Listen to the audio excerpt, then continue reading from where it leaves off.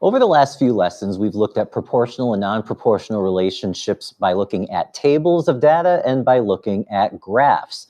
And what we're going to do today is start to investigate the equation of proportional relationships. Okay, and we're going to start by looking at example number 1, which is about frozen yogurt.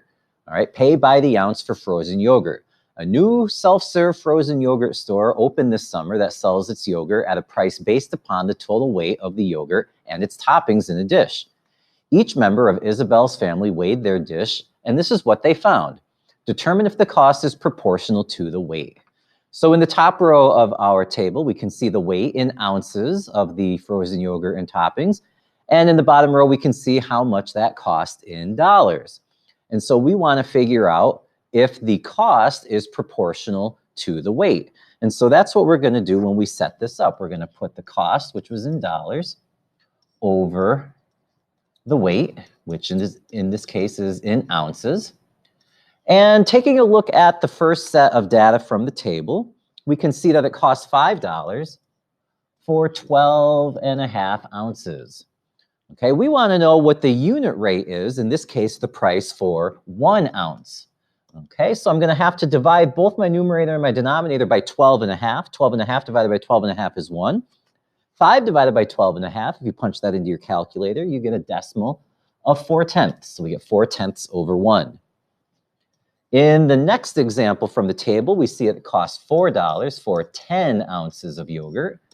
And if we do 10 divided by 10, we get 1. So we'll do 4 divided by 10, and that will give us, again, 4/10. So we have 4/10 over 1.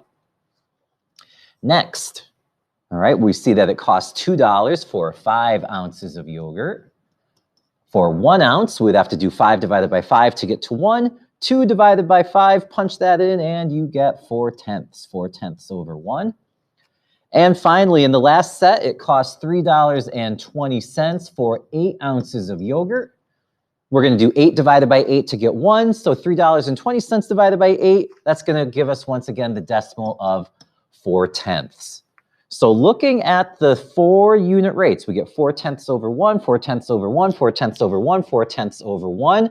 We get the same unit rate in each example. So underneath, we can say that the cost is proportional to the weight. Okay, using the data from the table, we set up our rates. Everything's simplified down to the same unit rate. So since there's a constant unit rate, this is a proportional relationship. And for the unit rate, every time we simplify down to 4/10 over 1. Well, remember that your numerator was the price in dollars. So 4/10, well, if that's money, remember you would have to put a 0 at the end in order to make that look like money. So in this case, it's going to be 40 cents, and the 1 represented 1 ounce. So the unit rate is 40 cents per ounce in this example. This is a proportional relationship, and the unit rate was 40 cents per ounce. In this relationship, there is an independent variable and there is a dependent variable. Think about this example. Does the weight of the dish depend upon how much it costs, or does the cost of the dish depend upon the weight? Okay, well, when you go to a frozen yogurt place like this, like at 16 Handles, what you do is fill up your dish with as much as you want with yogurt and toppings, and then you have to weigh it in order to figure out the cost. So the cost depends upon how much your dish will weigh. So for the dependent variable, the dependent variable is going to be the cost in dollars. Okay, the cost depends on the independent variable, which in this case is the weight in ounces. You can get as many ounces as you want, which is why it's independent. The cost depends upon how much your dish will weigh. Okay, now if you remember before, the independent variable and the dependent variable, we used a certain variable for those. The independent variable was always the x variable, and the dependent variable was always the y variable. So if we go back up and look at our table for the cost, okay, here's our table. For the cost, this was your y variable. and the weight in ounces was the x-independent variable. Well, this is going to help us. If we look at the box underneath, you can use the unit rate in an equation to help solve problems. Put a star right next to this equation. This is the equation that we're going to set up for all proportional relationships. The dependent variable equals the unit rate times the independent variable. The dependent variable, we just said right here, was y. Y equals the independent variable, we just said over here, was x, times the unit rate. Now, if we look back up here, to get the unit rate, we did dollars over weight, which was y over x. And every time that we did it in this example, we got this 4/10 or 40 cents over 1. And remember that this is the value of k, the constant of proportionality, 4/10 over 1. So the unit rate is our constant of proportionality, k. Y equals k times x is the equation of every proportional relationship. The dependent variable equals the constant of proportionality times the independent variable. Y equals k times x. If we know this equation, then we can use the equation to help us answer some questions. So let's take a look at this next example. Isabel's brother takes an extra long time to create his dish. When he puts it on the scale, it weighs 15 ounces. If everyone pays the same rate in the store, then how much will his dish cost?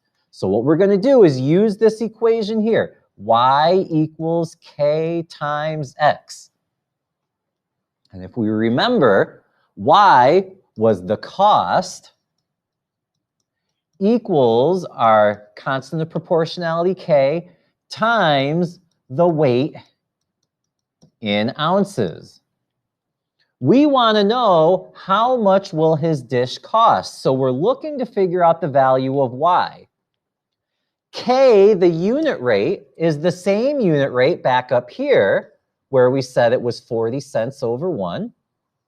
Okay, so that's just going to be the same 40 cents times the weight, and we're told the weight was 15 ounces, so times 15. To get the cost y, you have to do 40 cents times 15. So in this case, y equals, if you punch 40 cents times 15 into your calculator, you're going to get a value of 6. Okay, so this means that this dish of frozen yogurt costs $6. Make sure that you have a dollar sign on there, okay? That's the meaning of y equals 6, all right? This dish of yogurt costs $6. Now, what happens if you don't serve yourself any yogurt or toppings? How much will you pay? So basically, you just walk in, you realize you don't want anything. How much will you pay? Well, hopefully this is going to be something that makes sense to you. Y equals k times x. And again, that was cost equals k times the weight. And we're looking for the cost, which was y. K, the unit rate, was the 40 cents per ounce, times the weight. Well, if you don't serve yourself any yogurt or toppings, then there is no weight, so it would be 0. Well, 40 cents times 0, y, the cost, equals 0. You pay $0 if you do not get anything. And that makes sense. If you don't get anything, then you don't have to pay anything, all right? Y equals 0, you pay $0 if you do not get anything.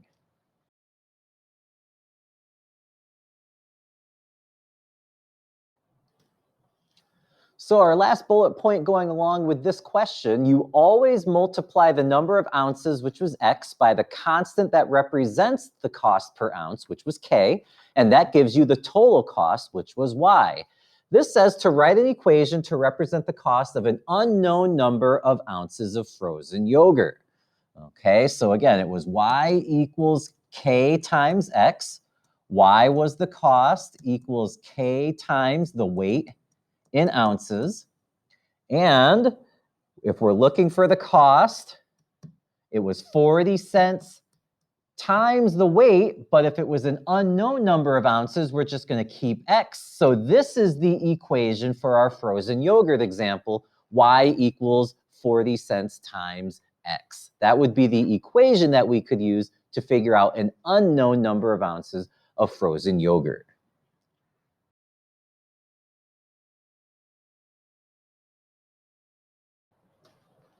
In example number 2, we're going to look at a cooking cheat sheet. In the back of a recipe book, a diagram provides an easy conversion to use while cooking. Okay, so the top set of numbers here, this is the number of cups that you have, and the bottom row, it converts it to the number of ounces. And we want to know, is the number of ounces proportional to the number of cups? So what we're going to do is take this data and we're going to create ratios out of it where we have ounces to cups. Ounces to cups. So looking at our first set of data, okay, we can see right here that 4 ounces converts to a half a cup. 4 ounces converts to a half a cup.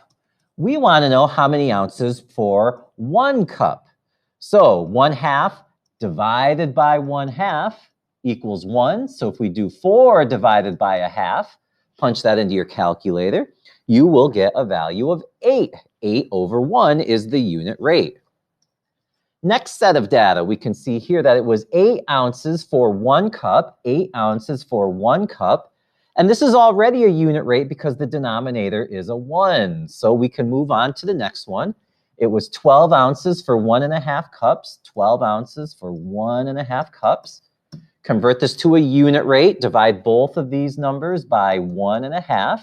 And if you punch into your calculator, 12 divided by 1.5, that's going to give you 8 again, so 8 over 1. And then finally, we can see here it was 16 ounces in 2 cups, 16 over 2. Make it a unit rate. All right, well, that's a simple one to do. 2 divided by 2 is 1. 16 divided by 2 is 8. So again, we get 8 over 1. So looking at these 4 unit rates, all of them simplified down to the same rate of 8 over 1. So there's a constant unit rate. This means that the ounces are proportional. The ounces are proportional to the cups. Now, the number of ounces depends on the number of cups. So the ounces would be the dependent variable over here. This is your number of ounces. And that must mean that the independent variable was the number of cups. Our goal is to try to come up with an equation that we could use in order to represent this example. Now remember, your independent variable is x, your dependent variable is y. So if we look at how we set this up, okay, ounces in the numerator was your y variable, y over cups was your independent variable x, y over x, and every time we simplified it down, we got 8 over 1, which is the value of k. So let's take a look. It says represent the cups with x, we did. The ounces with y, we did that as well.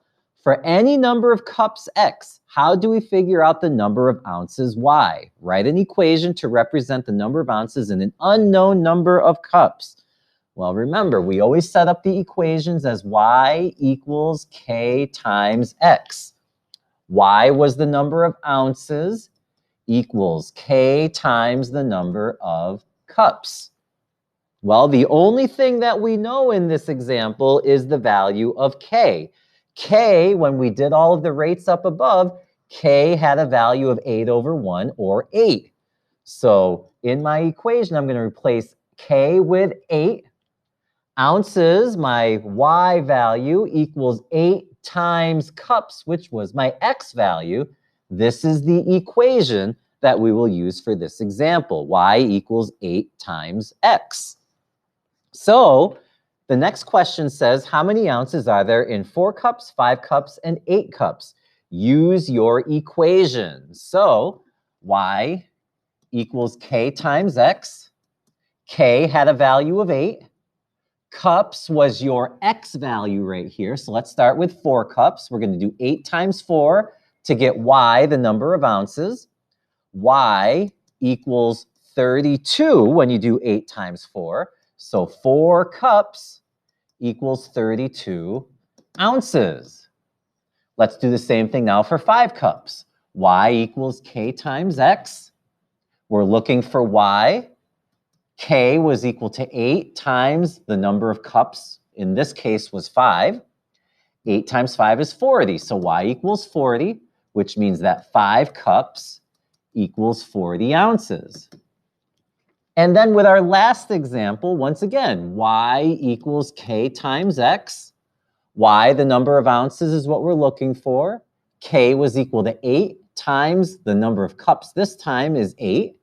8 times 8 is 64. So y equals 64, which means that 8 cups equals 64 ounces. Okay, so just by knowing this equation right here, we can easily calculate the number of ounces in a certain number of cups.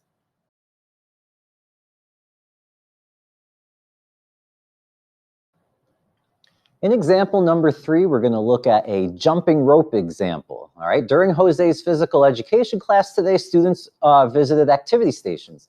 Next to each station was a chart depicting how many calories on average would be burned by completing the activity. So in our chart here, we can see in the top row the time in minutes and how many calories underneath were burned in the certain number of minutes. A says, is the number of calories burned proportional to the time? Is calories proportional to time? So we're going to set our rates up as calories over the time, which was in minutes, calories to minutes. So looking at our first set of data right here, we can see 11 calories were burned in 1 minute.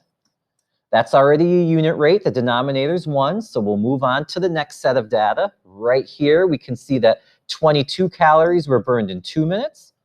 That's going to give us a unit rate of 11 over 1.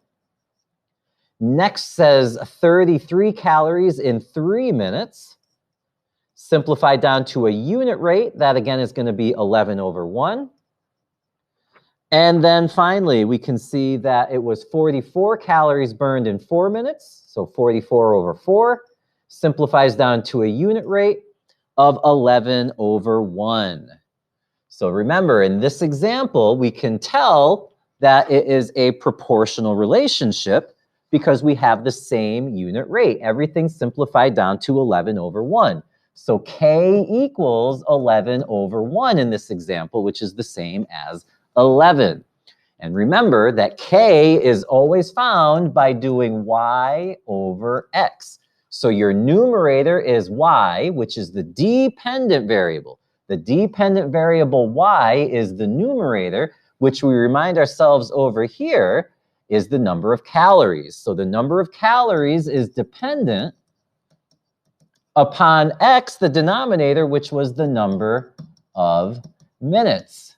And that makes sense. The number of calories that you burn depends upon how long you've been exercising. So what we're going to do right here is write an equation that represents the number of calories burned in an unknown number of minutes.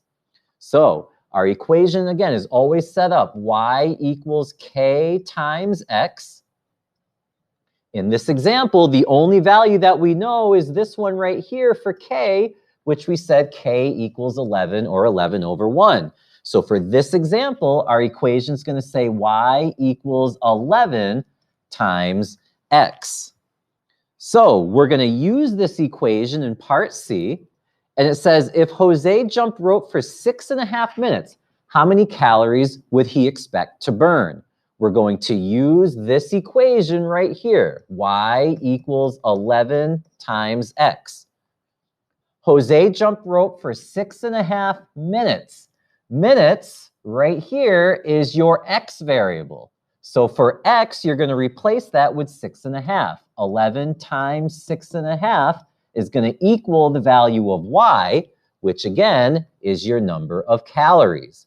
So y equals, if you do 11 times 6.5, punch that into your calculator, you should end up with a value of 71 5/10. So this means that Jose burns 71.5 calories in 6.5 minutes. Jose burns 71.5 calories in 6.5 minutes.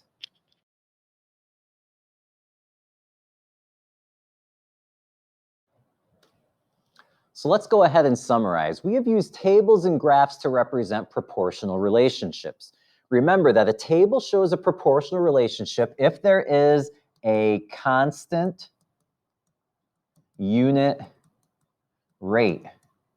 And that's what we did in all of our examples today. We set up our rates, we simplified everything down to a unit rate, and if there was a constant unit rate, it represented a proportional relationship. We've also looked at graphs. Graphs shows a proportional relationship if there is a straight line, and that straight line has to start at the origin. Okay, if you look at a graph and you have a straight line starting at the origin, then you know that the graph represents a proportional relationship. And now what we've done today, we've also looked at an equation. Okay, for an equation, all proportional relationships get set up the same way with the equation y equals k times x. Remember that y is the dependent variable, x is the independent variable, and k is your constant of proportionality. If you have an equation set up in the form of y equals k times x, then that equation will represent a proportional relationship.